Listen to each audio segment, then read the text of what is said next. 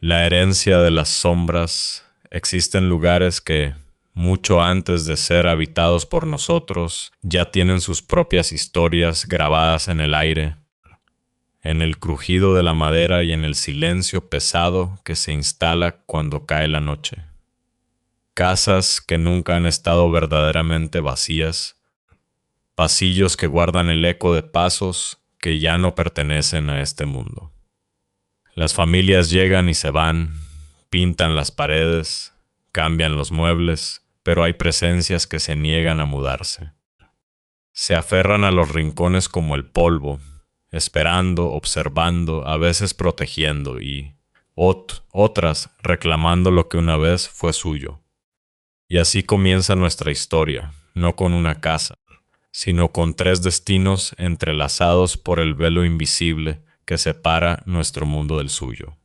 Paartepume, el hombre del descanso Kati, tenía apenas 10 años, una edad en la que el mundo todavía es un lienzo de posibilidades infinitas, y los monstruos solo existen bajo la cama.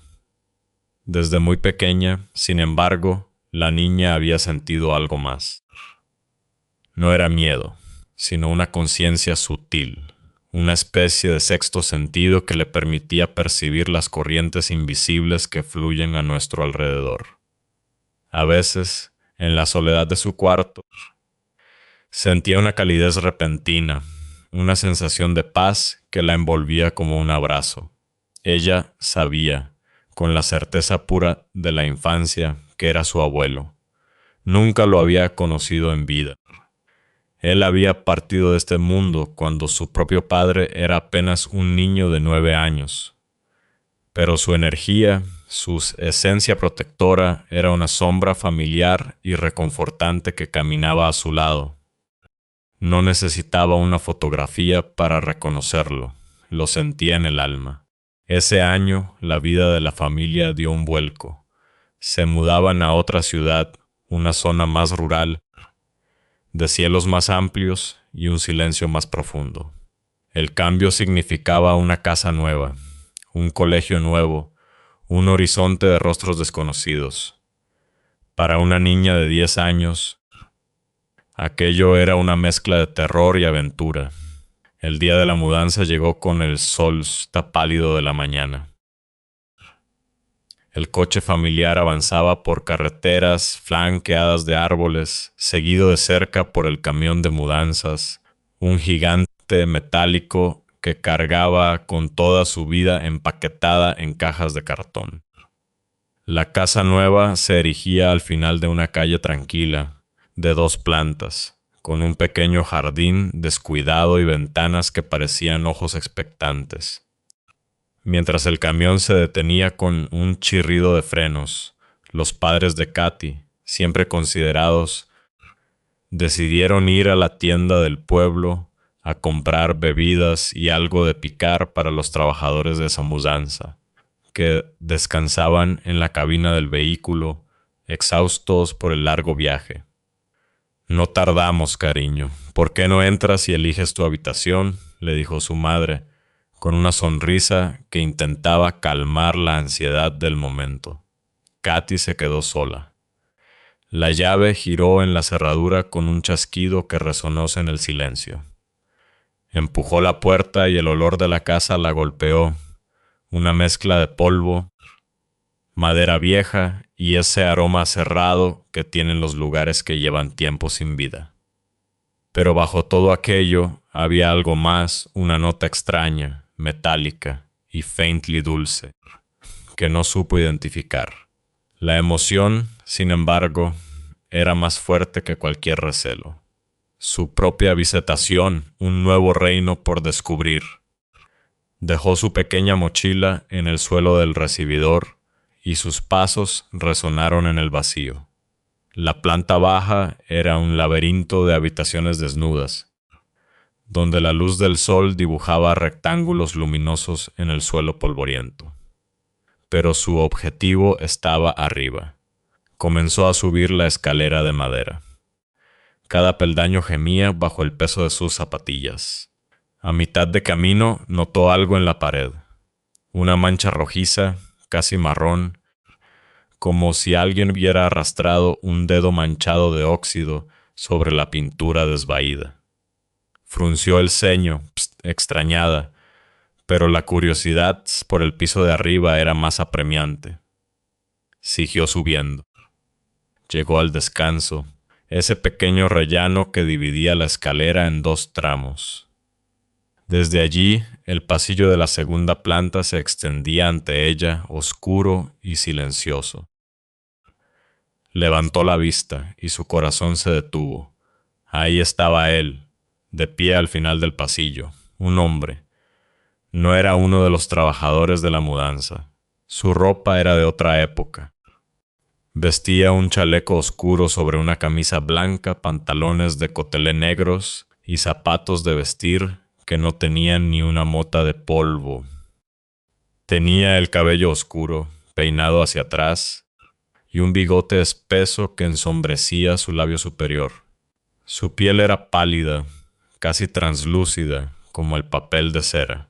Pero fueron sus ojos los que paralizaron a Katy. Eran oscuros, intensos, y la miraban con una fijeza que parecía atravesarle el alma, despojarla de todos sus pensamientos. No había curiosidad en su mirada, ni enfado, ni bienvenida. Solo un vacío profundo y absorbente. El tiempo se congeló. El único sonido era el latido frenético del corazón de Katy, un tambor desbocado en sus oídos. La lógica infantil intentó abrirse paso. Quizás es un vecino. O el antiguo dueño que olvidó algo, pensó desesperadamente. Pero esa quietud antinatural, esa mirada que no parpadeaba, desmentían cualquier explicación racional. Y entonces el hombre abrió la boca. El grito de Katy murió en su garganta antes de nacer. Donde deberían haber estado una lengua y unos dientes, no había nada. Absolutamente nada. Era un agujero negro y perfecto, un túnel oscuro que parecía atravesar su cabeza. A través de esa boca imposible, Katy pudo ver la pared del fondo del pasillo, la textura del papel pintado, el techo. Era como asomarse a un pozo sin fondo, un vacío que devoraba la luz y la materia. El hombre no tenía interior. Era una cáscara hueca rellena de oscuridad. El terror finalmente encontró una salida. Un chillido agudo y desgarrador brotó de sus pulmones. Se dio la vuelta, tropezando con sus propios pies, y bajó las escaleras a una velocidad suicida, sin importarle si caía. Solo necesitaba salir.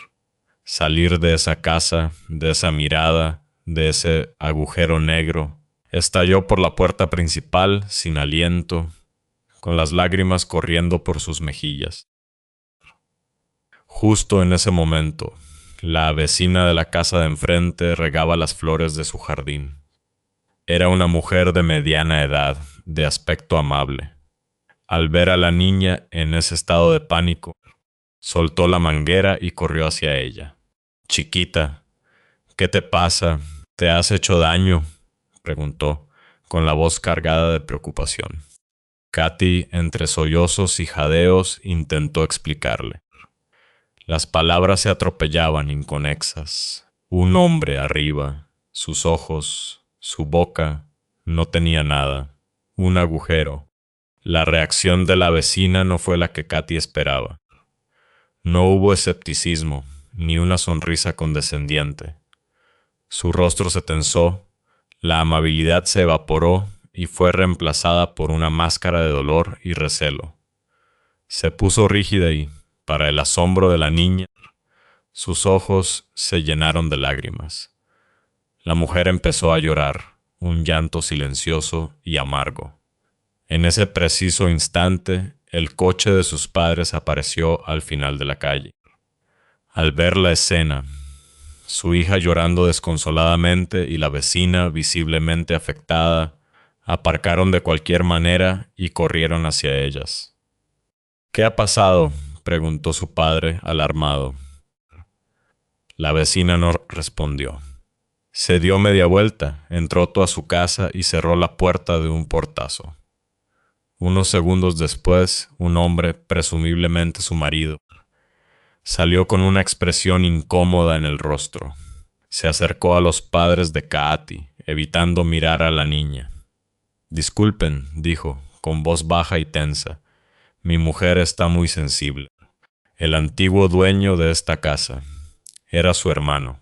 La revelación cayó como una piedra en un pozo. El hombre explicó que, años atrás, el hermano de su esposa había perdido a su mujer a causa de un cáncer devastador. El dolor lo había sumido en una depresión tan profunda que la casa, antes llena de amor, se convirtió en una tumba de recuerdos. Finalmente la vendió. Poco tiempo después se quitó la vida. No en esa casa, pero el espíritu de su tragedia parecía haberse quedado anclado a sus muros. Cuando la niña le ha descrito al hombre, continuó el vecino, mirando a Kaati con desaprobación, mi mujer ha pensado que se estaba burlando de ella, que era una broma cruel. Les ruego que no vuelvan a hacer comentarios desafortunados. Los padres de Kaati, confundidos y avergonzados, se disculparon profusamente, aunque no entendían nada. ¿Cómo podía su hija, que acababa de llegar, describir a un hombre que no había visto en su vida? Esa primera noche en la casa nueva fue un infierno para Kaati. Intentó convencerse de que había sido su imaginación, una alucinación producto del estrés de la mudanza. Pero la imagen del hombre hueco estaba grabada a fuego en su mente. Durmieron entre cajas y muebles cubiertos con sábanas, en un caos que reflejaba el desorden de sus emociones. En mitad de la madrugada se despertó. No supo por qué, pero sintió la necesidad de ir al baño.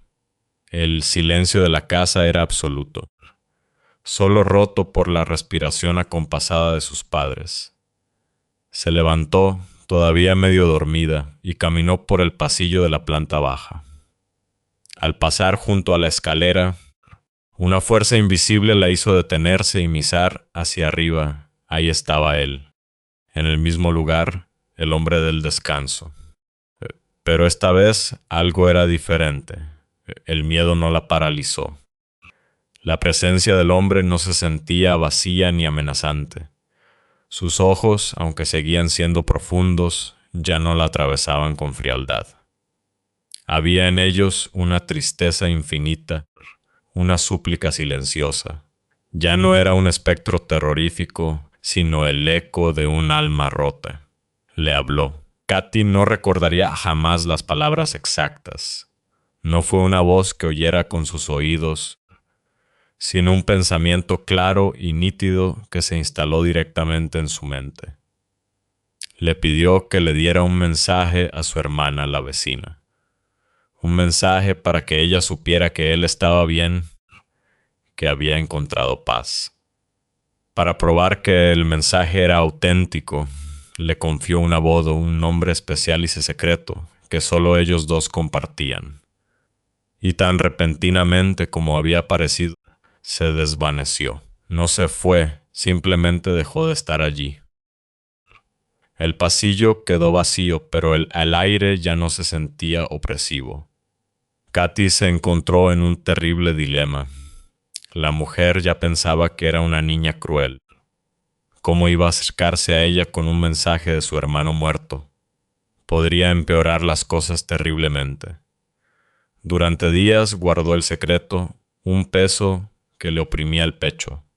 Una tarde, mientras andaba en bicicleta por la acera, vio a la vecina de nuevo en su jardín, regando sus rosales. El corazón le empezó a latir con fuerza. Era ahora o nunca. Dejó la bicicleta en el suelo y se acercó con timidez. «Señora», murmuró, con la voz temblorosa. La mujer se giró y al reconocerla su expresión se endureció.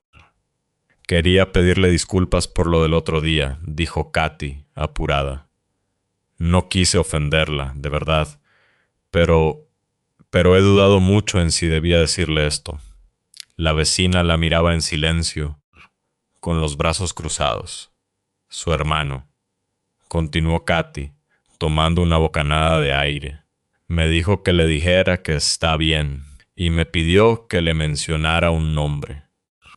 Katy pronunció el apodo secreto. El rostro de la mujer se descompuso. La máscara de dureza se resquebrajó y sus ojos se inundaron de lágrimas de nuevo. Pero esta vez no era un llanto de dolor amargo, sino de liberación. Se quedó inmóvil unos segundos, procesando lo imposible, y luego se derrumbó en un sollozo desconsolado. El marido salió de la casa, alarmado por el llanto. Al ver a Kat allí, su rostro se ensombreció de furia. «Tú otra vez. Te dije que la dejaras en paz», le espetó, avanzando hacia ella. Pero su esposa lo detuvo, levantando una mano temblorosa. Y entonces hizo algo que Katy nunca olvidaría. La mujer se arrodilló, la rodeó con sus brazos y la abrazó con una fuerza que mezclaba gratitud y pena. «Gracias, cariño», susurró entre lágrimas, con la voz rota.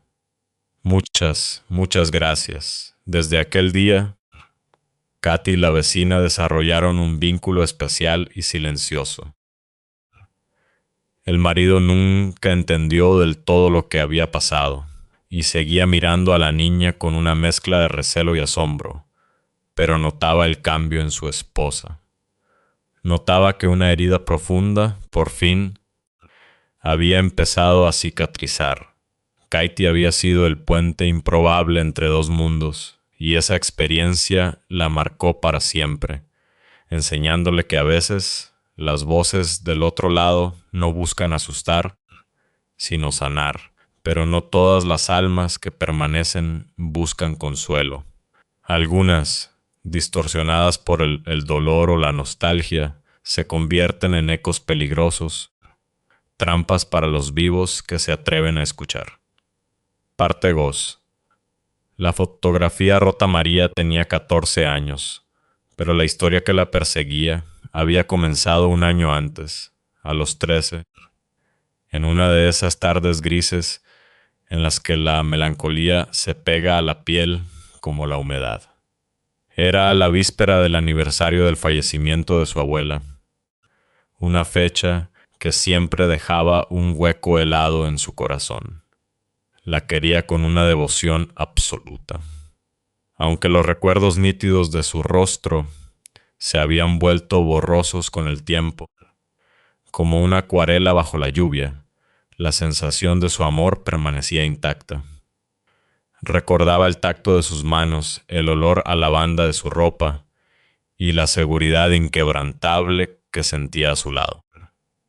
Su abuela había dejado este mundo cuando María tenía solo 8 años, víctima de una enfermedad repentina y cruel de la que la niña no supo nada hasta que la terrible noticia cayó sobre ella como una losa.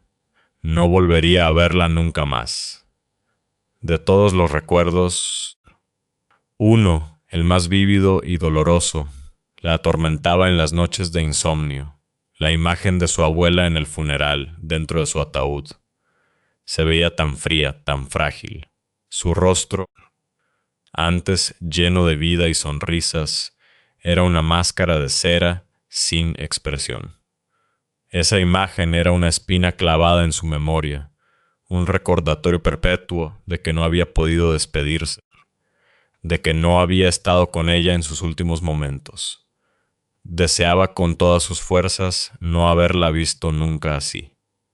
Aquella tarde, la añoranza era un nudo en la garganta. Para sentirse más cerca de ella, decidió dormir con una fotografía. No era una foto cualquiera. Se la había dado una mujer en el funeral. Una supuesta amiga de su abuela a la que María no recordaba haber visto jamás. En la imagen, su abuela sonreía rodeada de compañeros de trabajo. A su lado, posaba la misma mujer que le había entregado la foto, con una sonrisa extraña que no llegaba a sus ojos. María se metió en la cama, abrazando el frío cartón de la fotografía contra su pecho. Cerró los ojos, dejando que el murmullo de la ciudad se apagara. Justo cuando estaba a punto de caer en el sueño, la escuchó. Era la voz de su abuela, clara, inconfundible. La llamaba por su nombre, un susurro que parecía venir de muy lejos y al mismo tiempo de dentro de su propia cabeza. «Abuela», susurró María en la oscuridad, con el corazón acelerado por una mezcla de miedo y esperanza. Se levantó de la cama, siguiendo el sonido, abrió la puerta de su habitación y un escalofrío le recorrió la espalda. El pasillo de su casa había desaparecido. En su lugar se encontraba en la casa de su abuela, pero no era la casa que recordaba. Los muebles estaban en su sitio, el viejo sofá de flores, la mesita de café, la lámpara de pie, pero el lugar estaba despojado de su esencia. La calidez, la paz, la energía amorosa que siempre la había impregnado se habían desvanecido. El aire era denso, hostil. Un silencio opresivo lo llenaba todo. El miedo, puro y primario, la arraigó al suelo. Se quedó inmóvil, incapaz de avanzar o retroceder. Pero la voz de su abuela seguía llamándola desde el salón, insistente, casi suplicante. Y el deseo de verla, de abrazarla una vez más, era tan poderoso que silenció la alarma que gritaba en su interior. Ignoró la sensación de peligro y comenzó a caminar. El suelo de madera, que antes sonaba familiar, ahora chirriaba bajo sus pies con un lamento agudo y horrible. Con cada paso sentía una presencia en el aire, una energía que no era la de su abuela, algo pesado y expectante. Al llegar al umbral del salón, la vio. Estaba de espaldas, mirando por la ventana. Llevaba su ropa de siempre, la chaqueta de punto, la falda floreada. Su cabello, recogido en el mismo moño de siempre. Era ella y al mismo tiempo no lo era. El perfume a lavanda había sido reemplazado por un olor a tierra húmeda y a algo dulzón y rancio. El miedo se convirtió en pavor. No se atrevió a acercarse ni un centímetro más. «Abuela», logró decir con un hilo de voz. La figura siguió llamándola, pero sin girarse. Y entonces, lentamente, se dio la vuelta. Era su rostro. Pero era el rostro que había visto en el ataúd. La misma expresión vacía, la misma piel cerosa. No había nada de su esencia, de su luz. Solo era una cara que la miraba con una expresión diabólica, una sonrisa torcida que no movía ni un músculo. Sus ojos eran dos pozos de oscuridad. María se quedó paralizada. El horror le robaba el aliento. Esa no es ella, no es mi abuela. Antes de que pudiera reaccionar, la farición se abalanzó sobre ella. Sus manos, frías como el hielo, se cerraron sobre su brazo con una fuerza inhumana. Quería arrastrarla hacia una habitación al fondo del pasillo, un cuarto oscuro que María lo sabía con certeza. No existía en la casa real de su abuela. ¿A dónde la llevaba? Se resistió con todas sus fuerzas, clavando los pies en el suelo, luchando contra aquel agarre implacable. La puerta de la habitación inexistente se abría como una boca hambrienta, prometiendo una oscuridad de la que no habría retorno. Cuando estaba a punto de ser arrastrada al interior, sintió un tirón en la dirección opuesta. Otra fuerza, cálida y poderosa, la sujetó del otro brazo, sacándola de aquella casa de pesadilla. Aterrizó de golpe en la realidad, en su propia habitación, jadeando, pero la voz, la verdadera voz de su abuela, resonó en su mente con una urgencia desesperada. «¡Rompe la foto! ¡Rompe la foto!», confundida, temblando. María obedeció sin pensar. Agarró la fotografía con ambas manos y con un grito de frustración y miedo la partió por la mitad. En el instante en que el cartón se rasgó, sintió como una energía densa y oscura se liberaba de la foto, la misma sensación turbia y hostil que había experimentado en aquella casa. La energía se disipó en el aire, dejando un rastro de frío, y entonces su abuela apareció. Esta vez sí era ella. No era una aparición fría y distante, sino una presencia luminosa y cálida. La paz que emanaba llenó la habitación y el familiar aroma a lavanda calmó el corazón desbocado de María. Su rostro era el que recordaba, lleno de amor y serenidad. «No te sientas mal por no haber estado conmigo en mis últimos días», le dijo. Su voz era un bálsamo para el alma herida de la niña. «Yo no quería que me vieras así en el hospital. Te amo, mi niña, y siempre estaré contigo. Te lo explicaré todo, pero todavía no es tu momento». Con esas palabras la imagen se desvaneció, dejándola sola en la penumbra de su cuarto. María miró el reloj. Eran las 3 de la madrugada. Sentía como si no hubiera respirado en un minuto entero, y una tos violenta la sacudió. Cuando recuperó el aliento, su mirada cayó sobre las 2 mitades de la fotografía que yacían en su cama. El papel estaba roto, y la amiga de su abuela, la mujer que se la había dado en el funeral, había desaparecido por completo de la imagen. Ya no estaba allí. El espacio a su lado estaba vacío. Luego miró su brazo.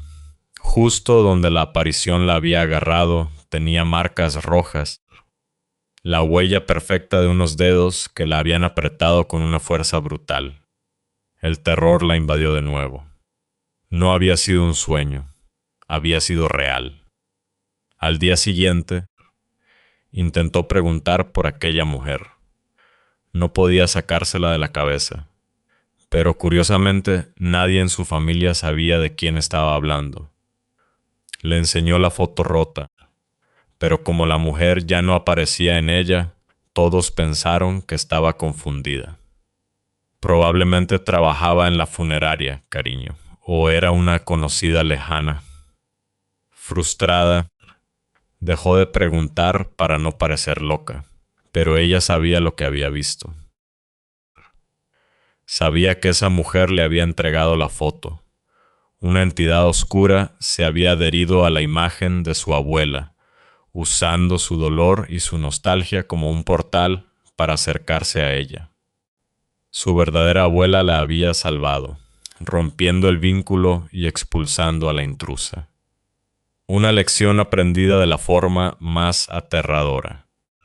Hay que tener cuidado con los objetos que conectan con los muertos, pues nunca se sabe qué más puede estar escuchando al otro lado. Hay presencias que protegen, faros de luz en la oscuridad, pero existen otras, ancladas a lo terrenal por el orgullo o la ira, que no toleran la burla y exigen respeto, incluso desde la tumba. Parte 3. El asiento vacío. María y Laura eran más que amigas. Eran una extensión la una de la otra. Sus vidas habían corrido en paralelo desde la cuna, ya que sus padres también compartían una amistad forjada en la adolescencia. Habían sido vecinas, cómplices de travesuras y confidentes de secretos. Aunque recientemente, por problemas familiares, la familia de María se había mudado a otra casa, el vínculo permanecía inalterable.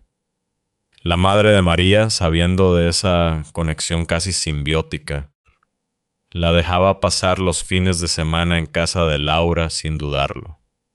Fue en uno de esos fines de semana cuando lo inexplicable se abrió paso en su realidad. María llegó a casa de Laura a la hora de la cena, con 14 o 15 años, en esa edad volátil en la que el mundo se percibe con una mezcla de cinismo y curiosidad insaciable. Mientras la madre de Laura terminaba de preparar la comida en la cocina, las dos chicas y el padre de Laura se quedaron en el salón. La conversación, de alguna manera, derivó hacia lo paranormal. El catalizador fue un pequeño sillón individual que estaba cerca del sofá principal. Era una pieza antigua, de orejas altas y un tapizáfado de flores desvaídas por el tiempo. Tenía un aire solemne, como si guardara historias. El padre de Laura, un hombre generalmente jovial pero con una veta seria y profunda, comenzó a contarles que su abuela, ya fallecida, solía sentarse en ese mismo sillón todas las noches. Lo dijo con un tono neutro, como si estuviera comentando el tiempo, pero la implicación flotaba en el aire. Las dos adolescentes, en la cúspide de su irreverencia, soltaron una risita nerviosa. María, sintiéndose especialmente audaz, se levantó y se dejó caer en el sillón. «¿Qué tal, abuela? ¿Te molesto si me siento aquí?», dijo en voz alta, con una sonrisa burlona. Laura se rió a carcajadas. Animada, María continuó con la pantomima. «Este sillón es para los vivos, ¿sabes? Tú ya deberías estar descansando, no te canses». En medio de las bromas, María notó que el padre de Laura la observaba con una expresión extremadamente seria. Su rostro, normalmente afable, se había convertido en una máscara de advertencia. «La estás enfadando», dijo, con una voz tan grave y desprovista de humor que un escalofrío recorrió la espalda de María. Pero la adolescente hizo oídos sordos. Pensó que solo intentaba asustarla, que era parte del juego. Le guiñó un ojo a Laura y siguió con sus chanzas hasta que la cena estuvo lista. Esa noche subieron a la planta de arriba para dormir. La madre de Laura se quedó con ellas, mientras que el padre se instaló en el salón. Sufría de problemas respiratorios graves y dormía conectado a una máquina de oxígeno, un aparato complejo que no podía ponerse ni quitarse él solo. Le era imposible subir escaleras. En el silencio profundo de la madrugada, un ruido atronador las despertó de golpe. No fue un simple golpe. Sonó como si 1000 objetos de cristal se hubieran roto a la vez, un estruendo catastrófico que sacudió la casa hasta sus cimientos. La madre de Laura saltó de la cama y bajó corriendo las escaleras para ver qué había sucedido. María, extrañamente, a pesar del susto, se acurrucó bajo las sábanas y volvió a quedarse dormida, como si su mente se negara a procesar el evento. A la mañana siguiente, cuando bajaron, la casa estaba en silencio. Los padres de Laura no estaban. Pensaron que habrían salido a tomar café o a hacer la compra. Al rato los vieron llegar, cargados con un montón de bolsas. El rostro del padre seguía siendo una nube de tormenta. «¿Qué habéis comprado tanto?», preguntó Laura con curiosidad, mientras iba a la cocina. «Hemos tenido que salir a comprar platos y vasos nuevos», respondió su madre, con voz cansada. Fue entonces cuando el padre se giró y clavó su mirada en María. Una mirada que la acusaba sin palabras. «Te lo dije», dijo, recalcando cada sílaba. «Te dije que se estaba enfadando». María sintió que la sangre se le helaba en las venas. El estruendo de la noche anterior había sido toda la vajilla de la casa, rompiéndose simultáneamente. Intentó buscar una explicación lógica. El mueble donde se guardaba la vajilla era una estantería robusta, anclada a la pared con tornillos y con puertas que siempre estaban cerradas. ¿Cómo era posible que todo cayera desde allí? Todo a la vez, descartó a los padres. La madre había bajado después del ruido, y el padre no podía haberse desconectado de la máquina, provocado el desastre y vuelto a conectarse solo. Era físicamente imposible. Su enfado, además, era demasiado real, demasiado profundo. No tenía sentido que hubieran roto su propia vajilla en un elaborado montaje para asustarla. Solo quedaba una opción, la única que su mente se negaba a aceptar, la presencia de la abuela. Y ella, con sus bromas estúpidas, la había molestado. Pero, ¿por qué romperle la vajilla a su propia familia? ¿Era una demostración de poder? ¿Un castigo indirecto? Antes de irse a su casa ese día, mientras se despedía en la puerta, María no pudo evitar mirar de reojo hacia el pequeño sillón, y lo que vio le provocó un nudo en la garganta.